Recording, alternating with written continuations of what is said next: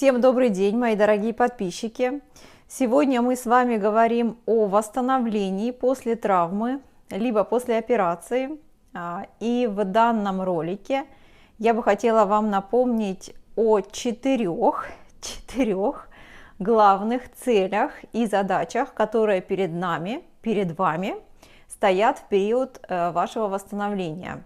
Речь идет о первых примерно 6 неделях вашей реабилитации, вашего восстановления.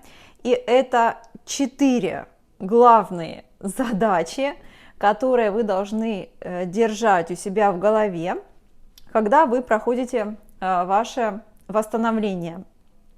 Тем более вы должны о них знать, если вы самостоятельно проходите вашу реабилитацию. Давно я не снимала роликов на эту тему, поэтому, возможно, для кого-то это будет повторение, а возможно, для кого-то это будет новая информация.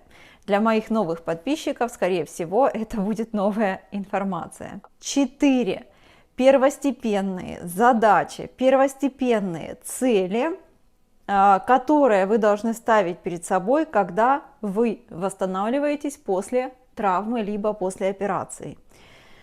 Первая наша задача – это снижение боли после операции в травмированном либо оперированном суставе.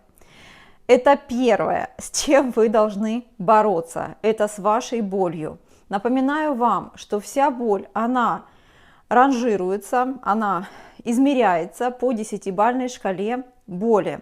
Боль от 0 до 10.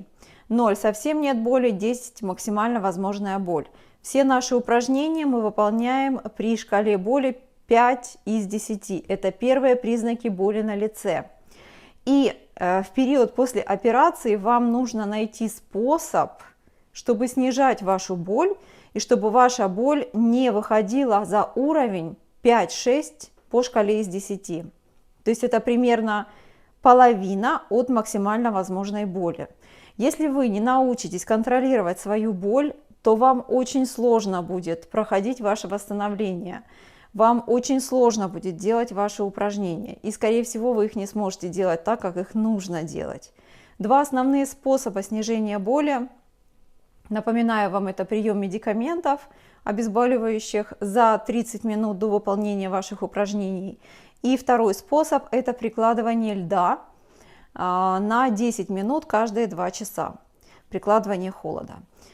Вторая цель, которая у нас идет, она плавно вытекает после первой цели.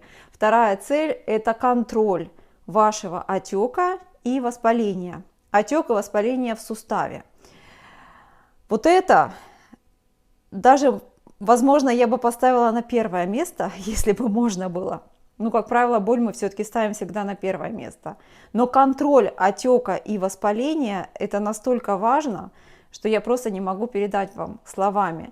Вам нужно научиться контролировать отек и воспаление в вашем суставе, потому что если вы с первых дней не возьмете под контроль ваше воспаление в суставе, то вы очень долго будете топтаться на месте, ваша реабилитация будет очень длительной, и, скорее всего, у вас все это плавно перетечет в какие-то осложнения. Поэтому контроль отека и воспаления – это вторая главная задача, которая должна стоять перед вами. Дальше, следующая ваша цель, третья цель – это амплитуда движения в вашем суставе. Амплитуда движения, она зависит от каждого сустава. Если это голеностоп, то это 4 основных движения. Если это колено, то это 2 основных движения. Если это бедро, то это 6 основных движений. То есть мы разрабатываем сустав, то есть возвращаем амплитуду движения в суставе по каждому направлению. Это третья ваша цель. И это вы делаете примерно начиная с первой недели примерно по 4-ю неделю после вашей операции. Желательно, очень желательно, чтобы примерно 3-4 неделя после вашей операции у вас была полная амплитуда движения по всем движениям, направлениям в вашем суставе. И четвертая главная также одна из главных задач, которую вы должны перед собой ставить, это возврат, наработка мышечной массы, опять же, всех основных мышечных групп в вашем суставе.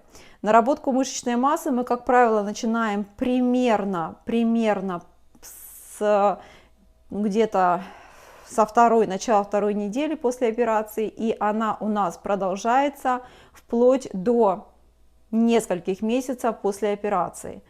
Вот основные 4 цели и задачи, которые мы перед собой ставим, мы, реабилитологи, всегда перед собой ставим автоматически, да, когда мы видим нового пациента перед нами.